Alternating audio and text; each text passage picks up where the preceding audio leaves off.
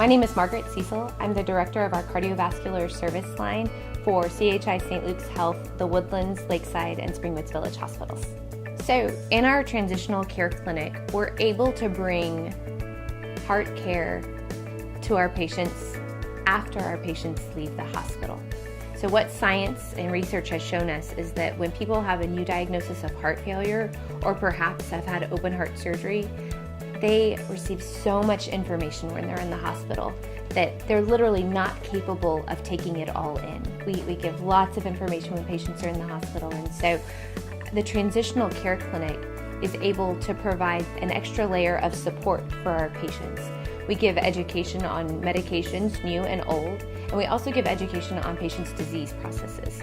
So that means that a nurse practitioner is going to sit down, is going to make sure that you understand every medication you're taking and why you're taking it. It also means that you're going to get some very easy to understand disease management tools. So that means if you have a new diagnosis of congestive heart failure or COPD or a variety of different diseases, we're able to sit down and go through some tools with you to make sure that you're empowered to manage your care, that you feel like you're in control and you know when to call the doctor, you know when to go to the emergency room, and you know when everything's going exactly the way it should be.